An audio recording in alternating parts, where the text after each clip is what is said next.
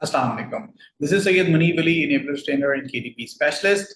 आज की इस वीडियो में हम डिस्कस करेंगे बुक हंटिंग का जो न्यू क्राइटेरिया ग्रुप में सबके साथ शेयर हो चुका है ऑलरेडी, सो उसके ऊपर कुछ बात करेंगे। मैं वन बाय वन आपको वो फैक्टर्स एक्सप्लेन करूंगा जो कि एक अहम रोल प्ले करते हैं इस पूरे क्राइटेरिया में, और बुक हंटिंग का जो सिलेक्शन का हमने एक प्रोसेस बनाया है तो उसे किस सीक्वेंस में लेके चलना है, किस चीज़ की क्या इंपॉर्टेंस है। So without wasting any further time मैं आपको क्राइटेरिया पे ले चलता हूँ। Let me share my screen. अच्छा जी, बुक हंटिंग का जो हमारा क्राइटेरिया है, सबसे पहले तो ये बात मैं आपको बता दूं कि this is for USA market. Alright, so USA market की बात हम इसलिए कर रहे हैं because it's one of the biggest market. ठीक है, और बाकी मार्केट्स कंपैरेटिवली छोटी हैं, लेकिन अगेन यूके बहुत इंपॉर्टेंट है। ऑस्ट्रेलिया कनाडा में भी अच्छी अपॉर्चुनिटीज निकल रही हैं, लेकिन स्टिल जब हम यूएस मार्केट को एक दफा कवर कर लेंगे तो definitely we would go for other markets. KDP की एक जबरदस्त बात यह है कि ये 13 मार्केट्स में आपको अलाउ करता है एक ही बुक को पब्लिश करना। लेकिन स्टिल अभी हम सबसे पहले यूएस मार्केट की बात करेंगे। सो अच्छा जी, इस क्राइटेरिया के अंदर थ्री मेजर पार्ट्स हैं। ठीक है, number one is KD spy stats. ठीक है, सो केडी स्पाई क्या चीज है? अक्सर लोग मेरे से लाइव सेशंस में भी ये क्वेश्चन पूछते हैं, मीटअप्स में भी ये क्वेश्चन पूछते हैं कि जी कोई टूल बताएं जिससे रिसर्च की जाए।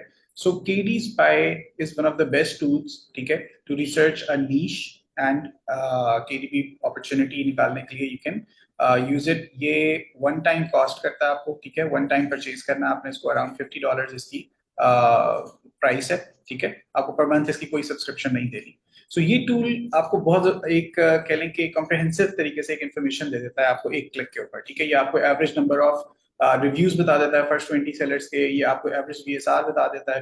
ठीक है, ये आपको average BSR reviews and price भी, इवन आपको एवरेज प्राइस टॉप 20 सेलर जो होते हैं उसकी बता देता है। सो ये एक बड़ी कह लें कि एक अच्छी इन्फॉर्मेशन होती है। इससे हमें आइडिया होता है कि इस नीश के अंदर कितनी सेल्स हैं, बीएसआर की क्या रेंज है, कितने रिव्यूज हैं, क्या हम कम्पीट कर पाएंगे नहीं कर पाएंगे। ठीक है, और फिर उसके बाद ये आपको तीन सिग्नल्स देता है। ठीक है, तीन चीजें बताता है। एक बताता है पॉपुलैरिटी, पोटेंशियल और कंपटीशन। ये अब हम नीश की बात कर रहे हैं। ठीक है, सो इनको बेसिकली ये अपना एक एनालिसिस रन करके आपको बताता है कि जी पॉपुलैरिटी इज ग्रीन, ठीक है, या येलो या रेड। ठीक है, पोटेंशियल के भी इस तरह से आपको ये तीन ग्रेड्स कर देता है, और इसी तरीके से आपको कंपटीशन भी बता देता है कि इजी मीडियम हार्ड कर समझ लें आप इसको, या ग्रीन येलो रेड समझ लें। ठीक है, सो हमारे क्राइटेरिया में पॉपुलैरिटी शुड बी ग्रीन, ठीक है, पोटेंशियल शुड बी ग्रीन, और जो कंपटीशन है वो ग्रीन या येलो भी चलेगा। ठीक है, इवन हम रेड भी कुछ केसेस में अप्रूव कर देते हैं। उसकी रीजन ये है कि डिपेंड्स कि आपके पास बजट कितना है। ठीक है, अगर आप एक कंपेटिटिव नीश में जाते हैं तो आपको compete करने के लिए बजट चाहिए। ठीक है, सो ये क्राइटेरिया हमने बनाया है सब लोगों को एड्रेस करने के लिए, और लो कंटेंट और हाई कंटेंट दोनों बुक्स आप इस क्राइटेरिया के हिसाब से रिसर्च कर सकते हैं। ठीक है, सो केडी स्पाई की स्टैट्स आपने देख ली। Next is top competitor. अगर आप प्राइवेट लेबल और केडी स्पाई सॉरी केडीपी की आप प्रोडक्ट्स को कंपेयर करें, प्रोडक्ट हंटिंग क्राइटेरिया को कंपेयर करें, तो हम इसमें टॉप कंपिटिटर को भी एक इम्पोर्टेंस देते हैं। ठीक है, उसकी रीजन क्या है? उसकी रीजन ये देखें कि कभी कभी होता यह है कि किसी नीश के अंदर दो तीन टॉप सेलर्स डोमिनेट कर रहे होते हैं। ठीक है, वो उस नीश की 70 to 80% सेल्स वही लेके जा रहे होते हैं। अब यूजली क्या करते हैं हम, किंडल के अंदर हम लो बजट्स के साथ बुक्स को लॉन्च कर रहे होते हैं। ठीक है, तो हमारे पास हैवी बजट्स तो होते नहीं है, सो हम पहले ही ये देख लेते हैं कि अगर top competitor 70% 80% of the sales ले रहा है, सो हम इस नीश में जाएं या ना जाएं, ये हमारे लिए एक कह लें कि एक डिसीजन होता है। ठीक है, सो हमारी ये कोशिश होती है कि बहुत ज्यादा डोमिनेट किस्म का कॉम्पिटिटर ना एग्जिस्ट करता हो टॉप कॉम्पिटिटर। ठीक है, उसकी स्टार्ट्स क्या है या उसकी कैरेक्टरिस्टिक्स क्या है? ठीक है, जो टॉप कॉम्पिटिटर होता है वो यूजली लोएस्ट बीएसआर होता है। ठीक है, हाईएस्ट नंबर ऑफ रिव्यूज हो सकते हैं। और अगर हम लोग अपने क्राइटेरिया में से इस तरह से देखते हैं कि अगर आपका जो टॉप कॉम्पिटिटर है उसके बीएसआर भी लोएस्ट है और प्राइस भी लोएस्ट है, ठीक है, तो ये बड़ा एक लीथल कॉम्बिनेशन है। दिस मीन्स कि वो किसी और को सेल लेने नहीं देगा, बिकॉज उसने प्राइस भी अपनी कम कर ली है, वो कम मार्जिन पे खेल रहा है, और उसके रिव्यूज भी हाईएस्ट हैं, सबसे ओल्ड लिस्टिंग है उसकी, सबसे ज्यादा कीवर्ड्स ऑर्गेनिकली रैंक है उसके। सो इस कंपटीटर को या इस नीश में जाना और एक लो बजट की बुक लॉन्च करना बहुत कम चांसेस है कि वो सक्सेसफुल हो। ठीक है, सो हम क्या देखते हैं कि हम एक तो ये कि 1000 बीएसआर से नीचे टॉप कंपटीटर ना हो आपका। ठीक है, 2000 हो, 3000 हो, that is good. Number of reviews उसके 2000 से ऊपर ना हो, ठीक है, 2000 से ऊपर रिव्यूज होंगे, दिस मींस कि वो बहुत ज्यादा स्टेबल सेलर है।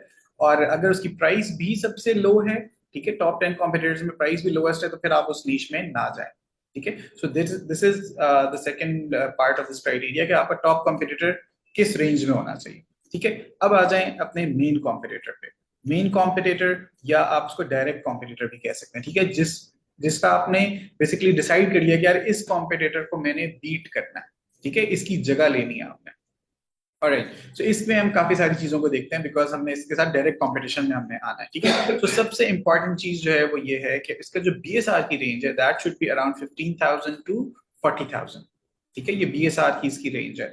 इससे कम भी हो सकती है, इससे थोड़ी सी ज्यादा भी हो सकती है, लेकिन ये एक मैंने आपको रेंज दे दी है, इसके अंदर ही आप देखें अपने डायरेक्ट कंपटीटर को, ठीक है। उसके बाद सेकंड क्या चीज है, सेकंड ये कि उसके जो नंबर ऑफ रिव्यूज हैं, ठीक है, रिव्यूज और रेटिंग्स आपको पता है अमेजोन ने अब मर्ज कर दी है, सो हम टोटल नंबर जो रेटिंग्स का दिखाता है अमेजोन हम उसको देखते हैं, that should be between 200 to 300, ठीक है। थोड़ा सा अगेन फ्लेक्सिबिलिटी होती है इसमें 20-30% के आप या 400 रिव्यूज तक भी जा सकते हैं, इट्स टोटली फाइन अगर आपके पास बजट है अगेन, ठीक है। सो ये रिव्यूज की रेंज होती है। फिर उसके बाद आपने जो बड़ी इंपॉर्टेंट चीज देखनी है वो ये देखनी है कि जो डायरेक्ट कॉम्पिटिटर या मेन कॉम्पिटिटर आपने सेलेक्ट किया है क्या ये कोई फेमस ऑथर तो नहीं है, ठीक है। ये कोई फेमस ऑथर है, कोई सोशल मीडिया इन्फ्लुएंसर है, या इसकी बहुत सारी बुक्स इसी नीश में मौजूद हैं, तो आपने इसको अवॉइड करना है। ऐसे ऑथर को या ऐसे कॉम्पिटिटर को आपने अपना मेन कॉम्पिटिटर चूज नहीं करना, ठीक है।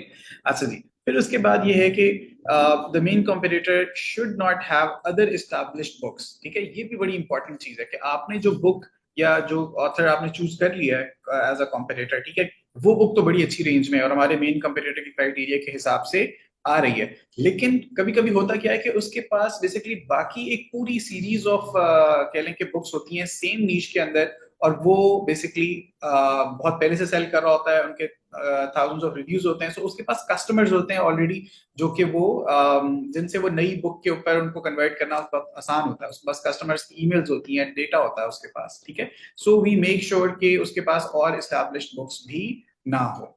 ऑलराइट, अच्छा जी, नेक्स्ट इज कि कीवर्ड्स के ऊपर आते हैं, ठीक है। सो लॉन्ग टेल कीवर्ड्स की इंपॉर्टेंस बहुत ज्यादा होती है बुक्स के अंदर भी, और ओवरऑल अमेजोन का जो ये इकोसिस्टम है इसमें लॉन्ग टेल कीवर्ड क्या है। लॉन्ग टेल कीवर्ड इज कह लें कि एक फ्रेज है जो स्पेसिफिक टू स्पेसिफिक होता चला जाता है किसी प्रोडक्ट के बारे में या किसी बुक के बारे में, ठीक है। So activity book for kids ages 2-5, ठीक है। अब ये एक स्पेसिफिक लॉन्ग टेल कीवर्ड है कि एक्टिविटी बुक की बात हो रही है, किड्स की बात हो रही है, किड्स की भी एज स्पेसिफाई कर दिया आपने, ठीक है। या इसमें इवन आप कलरिंग बुक लिख सकते हैं, आप इसमें scissor cutting activity books for kids age 2-5, so it's a very specific long tail keyword, ठीक है। ये इनकी कन्वर्जन बहुत ज्यादा होती है, यूजुअली सर्च वॉल्यूम्स कम होते हैं, लेकिन ये बहुत ज्यादा रेलिवेंट होता है। सो हमारा क्राइटेरिया ये कहता है कि आपके पास at least 3 to 5 long tail keywords unique होने चाहिए उस स्पेसिफिक बुक से रिलेटेड, ठीक है।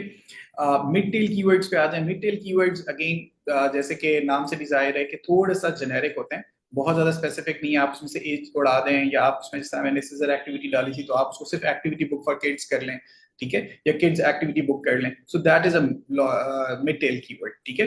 तो mid tail keyword again relevant जरूर होता है लेकिन थोड़ा सा जेनेरिक होता है, so you need to have at least 7 to 10 mid tail keywords to select that competitor, ठीक है।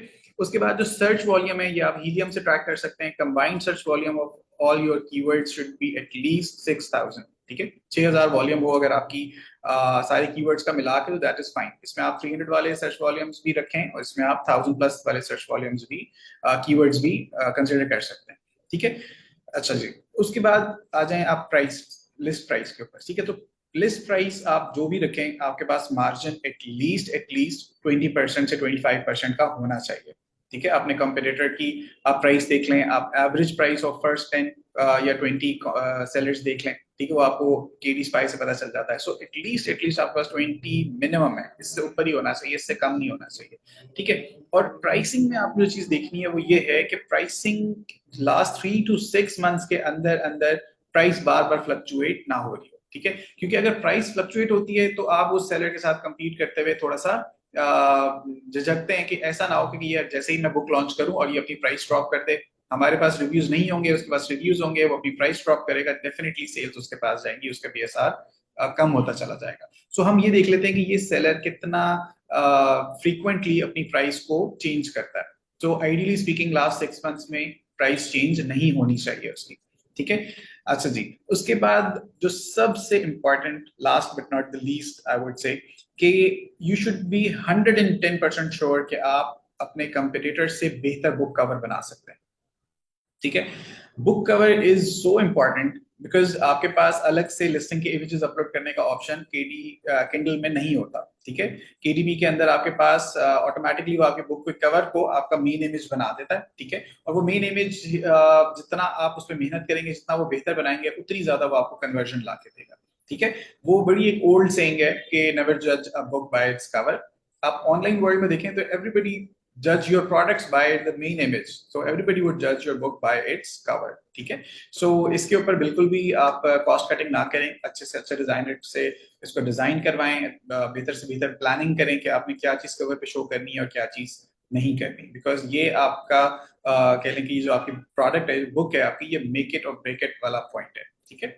So this is it. कोई भी क्वेश्चन है, you can post in the comments, इंशाल्लाह आई विल रिस्पॉन्ड बैक, ठीक है जी। Thank you so much. Allah Hafiz.